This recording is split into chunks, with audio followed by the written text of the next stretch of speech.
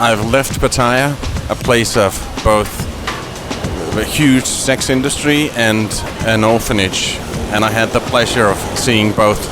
I'm glad I went to Pattaya. Now I know what it's like, and I got to meet a lot of nice people, especially in the orphanage. Meet Bo, a digital nomad from Denmark on an epic journey around the world. At the age of 50, he made a bold decision. He sold everything, his house, his car, his furniture, and set out with a quest to visit every single country in the world, documenting everything along the way. This is the Radio Vagabond Podcast. This episode of the Radio Vagabond Podcast is sponsored by Hotels25.com. Hotels25.com searches all the top travel sites to find the best deals on more than 430,000 hotels around the world. Hotels25.com, it's best price guaranteed. Now I'm in Bangkok, and I've gotten the opportunity to stay with a local couple, an American couple that has moved here. It's Evo and Sheela, and I met them at the Travel Bloggers Conference in Manila. Evo was the keynote speaker, and when he heard that I was going to Bangkok, he said, "Why don't you come stay with us for a couple of days?" Evo! or what a that's thank you, or something like that. How are you, my friend? I'm good. What can I help with? Give me something to carry. Oh, thank you. Well, how was Pattaya? Crazy. It's Pattaya. But I had the best day visiting an orphanage. Oh, that's not why most people go to Pattaya. Exactly. I think some of those orphans are because people visit Pattaya. I was experiencing this whole crazy nightlife. Yeah, sex village. Yeah. Yeah, and then I woke up one morning. I said there must be some victims here. Yeah. And then I started Googling and found this amazing place that helped disabled kids and kids from the slum, and a drop-in thing for street kids. Well, come on in. How far up are we? 18th floor, which is actually the 19th floor because we have a 12 and a 12A. Triskaidekaphobia. Give you the chap right. That's basically south. Yeah, so it's BTS is right there. So, it's easy. It's a 300-meter walk to the BTS station, and you're in. Chao Phraya is 200 meters that way, so you can get on the ferry and take boats up and down. Cool. So you got plenty of options. Cool. Plenty of options. This is you're in my office. And it's been very nice. I came last night, and we went for dinner, and their big passion, craft beer. And right now, I'm about to go into the SkyTrain to meet up with an old Danish colleague of mine. He also moved here, and his name is Nicolai.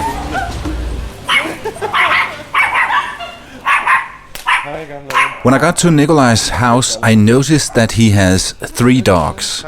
I'm carrying a microphone with a fluffy grey windbreaker, and one of the small dogs, Siggy, sees it and thinks, "Hey, the man brought me a gift. It looks like a grey mouse." And he snaps it, pulls it off the microphone and runs away, wagging his tail. Oh, hey! Siggy. You can't see things like this. Hi. Hello. Weena. What was your name? Weena. Weena? Yes. Weena. Hi, Weena. Nice to meet you. Nice to meet you. Siggy's so naughty. You naughty boy. You can't see things like this. Now you have 3 dogs. We have 3 dogs. Uh-huh. She's the first one. I got her when I moved into the old house. I actually picked her up in Denmark. No, really? She's Was that really necessary to get one in? well, she's a Bichon Havanese, and my mom used to have that. You can't find one in Thailand. Just not here. And she's got the greatest temper. And after a year and a half, she got Siggy. So that's her son. And then we moved together, and she wanted something more bitchy than herself. Can't joke. Nikolai and his wife Weena takes me to lunch at a wonderful, noisy local restaurant and orders a lot of local food. Very local, very Thai, and very wonderful. And so is the company. So after 12 years, how good is your Thai? Not good enough. How good is his Thai?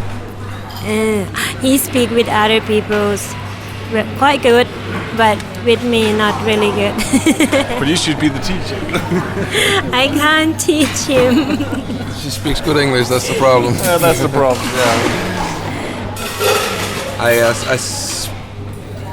I should be a lot better, really. I can speak and I can read and write a little bit. Really? I would say that would be the difficult. I mean, I can read enough so I can follow a script if I record a Thai script, but I don't understand everything. No. But I can follow, so I know where we are in the text, which is useful in a recording situation. Yeah. So you set up your own company here, doing what? Well, post-production, but mainly what I do is I record voiceovers, e-learning, commercials, IVRs, you name it. We do some dubbing now and then too. Documentaries, cartoons, stuff like that. But has it been easy to set up a production company, a sound production company in Bangkok? Well, it was easy in that sense that I had the money to set up the company. That's what it cost initially, and to build the studio. So I went to a good law firm, and they helped me do that. So everything is like in order, legal, and then I spent the money to build the first studio. And I did a good thing that I invested some money in a website, having it done the right way. So I'm always 2, 3, or 4 when you Google. For example, if you Google voiceover Bangkok, I'm number 2, 3, or 4, something like that, usually.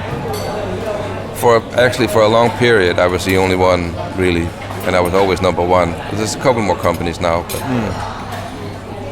my company existed for around 8 years now, I think. And, so I have a large client base, and they come again. That's nice. I guess that's how it works. But I guess the money that you can charge for work here is somewhat different than in Denmark. Well, the thing is, most of my clients are foreigners. And I do work with Thais now and then, but not that often, because somehow that's more difficult. Plus, I mean, most Thai companies, they already have contacts to sound studios here. So most of my clients are from Europe and US, Singapore, Taiwan, pretty much from all over the world. So I can't charge like Danish prices, but I can charge more than I would charge in Thailand, let's say. So I get voice talents for local prices, but I charge international prices, which is, of course, good business. It's just boring work, you know. And now the food is on the table. Is coming. You guys ordered a lot of different food. Tell me about the Thai way of doing this. Well, I mean, you eat with people in Thailand. You order a bunch of dishes, but you share everything on the table, so you get to taste a lot of different stuff, not just the same thing. And not unlike you go. Well, of course, if you go to an Italian restaurant here, you would order pizza for yourself. But if you order Thai food, or in this case, this is Vietnamese. So I think we ordered 6 different dishes. They'll come with different sauces, and this, we will show you how to do this. This is called Nam Nuang. It's like a self-wrap sort of thing. Okay. Well, what we like about the Vietnamese food is there's a lot of vegetables involved too. looks out there. Sauces. It's delicious. Delicious. I'm show you how to do that. ไม่ใช่ตอนนี้มันอาทิตย์หน้าวันอังคารคิดว่าผมไม่รู้ว่า går ikke op det lige on. He's on the phone now speaking Thai. How good is it? Not really. But yeah, sometimes he can speak very well, especially when the speaker who can't speak English. It make his Thai better because he tried to speak to him to let him understand what about the work things.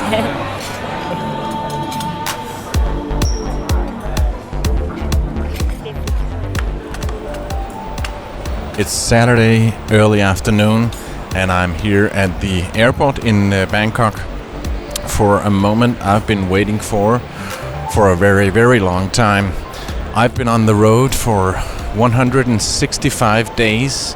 I left Denmark early July and I've been through, well, let me see, 15, 16 countries. And right now I'm in Thailand and I plan to stay here for the next 3 to 4 weeks. And in a moment I'll be joined by a young lady that will travel with me for the next 4 months. Her name is Clara. It's my daughter. She's 20 years old and she just landed. I saw the plane on flight 24 touch down, and at the moment she's probably picking up her bags and going through immigrations, and I'm here to pick her up, and it's going to be so great. In a moment I'll be joined by a girl from Denmark who I've missed very much. She's a redhead and her name is Clara. But first, let me mention that this episode is sponsored by Hotels25.com. It's a website that helps me find the best prices on hotels, hostels and guest houses around the world. For example, the one I found here in Bangkok. I thought that this Clara, who by the way is my daughter, deserved a good start on her 4-month journey with me. So for once I started looking for a 5-star hotel and I used Hotels25.com. After all, she only had one night in Bangkok. And I found a great price at Hotels25.com for the Sukhothai. It's an amazing luxury hotel. It was a bit more expensive than what I usually book, but much cheaper than what I would have found otherwise. So no matter if it's hostels, 2-star or 5-star hotels, Hotels25.com is my savior. But now, here where I meet my daughter, she has no idea about this hotel. I only told her that I found a cheap hostel. I went to the airport Saturday just before noon to pick her up. Yes, she's 20 years old and knows exactly how to fly from one place to another, but she's flown for many hours and had a long stop in Cairo in the middle of the night without internet, so I wanted to be there as soon as she stepped out into the arrival hall. I was there a bit early and ended up staring at the exit for over an hour. I wanted to be there in time. I could see on my app that the plane had landed, but first she had to go through a very long immigration line, so it took a very long time before I saw her. And then I didn't even really see her.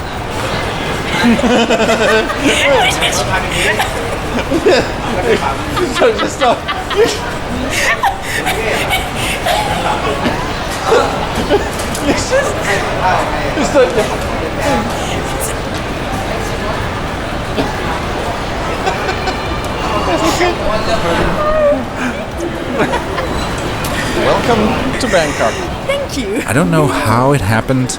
I was there with my microphone and my camera, and yet I missed her. Maybe she walked behind a group of people, but she was looking directly at me. She saw me, but I didn't see her. She told me that she thought that, well, that was not a very warm welcome to Asia. And then I suddenly saw her. You can see all this on my YouTube channel.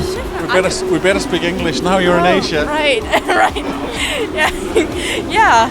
Welcome to Asia, my dear. Thank you. I thought that we would just dump the luggage at the hostel and then go out to see some stuff. Yeah.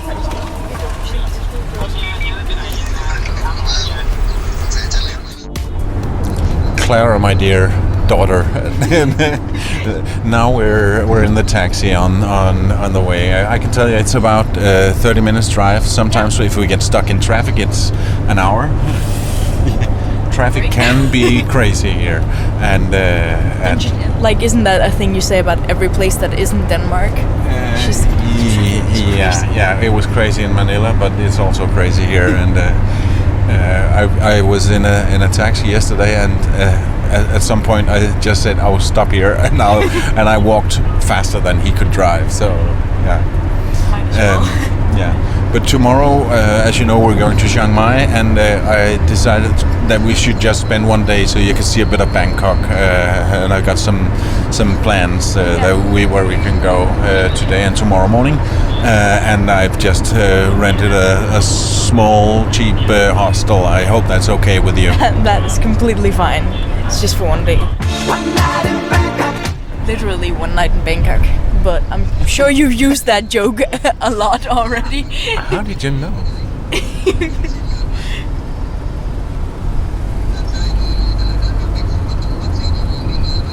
Did you manage to get some sleep?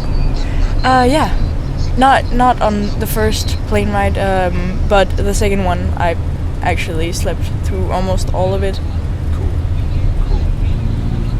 I woke up at like 12, and on the screens it said that it was supposed to arrive at 12, and I hadn't written anything of on that little document where you had to write all your information, so I just like stressed because I thought we were about to land or something, and I was just like, I haven't written anything.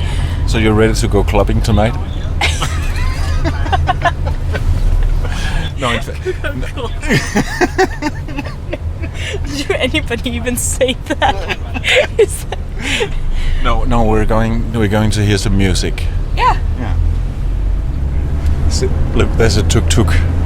Oh. No, that was not a tuk-tuk, but there are a lot of tuk-tuks, and I've been told do not take the tuk-tuk. Why? Because they are for tourists, and therefore much more expensive than any taxi you could ever get. But you could take a ride on the back of a motorbike. It's Yeah, a motorbike taxi. But yesterday, there was a guy saying, "Tuk tuk." I said, "No." And then he said, "Happy ending." I kid you not. What? I was not expecting Was he that. joking? I don't know. Oh my god. Someone might be interested in that. Tuk-tuk with happy ending. We are almost at the place that we're going to stay, and I have a confession to make. What? It's not a hostel. What? What is? Well, you've just had a birthday, so I decided that we should start this 4-month journey with staying at a 5-star luxury hotel. You're joking. So this is one of the best hotels in Bangkok, and I even No, you're kidding. and when I got there, they even upgraded me from a deluxe room to a super deluxe room. So I hope you're okay with that. Oh no! Seriously, are you joking? No, I kind of like it. Oh my god! I genuinely believed you when you were like, "Oh, it's not really. It's not much. It's just." And this is the place. God. So this is over here is where the reception is, and the breakfast tomorrow, and we're staying in this one here. Let's just go check out the pool first. Did you bring a swimsuit? Of course. Excuse me while I have a heart attack. If you like this podcast, please subscribe in iTunes or the podcast app on your smartphone. And this is the kind of place you don't need to take a towel. They bring it to you. Oh, So obviously. You can see Obviously, pictures, watch videos, and read much more on It's theradiovagabond.com. only peasants who bring towels themselves. Pale can be reached for interviews and public speaking gigs on mail at theradiovagabond.com. I think it's called Deluxe Backpackers. Clara will be traveling with me for 4 months. After one night in Bangkok and a bit of sightseeing, we'll be going to Chiang Mai, a bit further north here in Thailand. And we are so looking forward to that. My name is Pale Bo. Thanks for listening.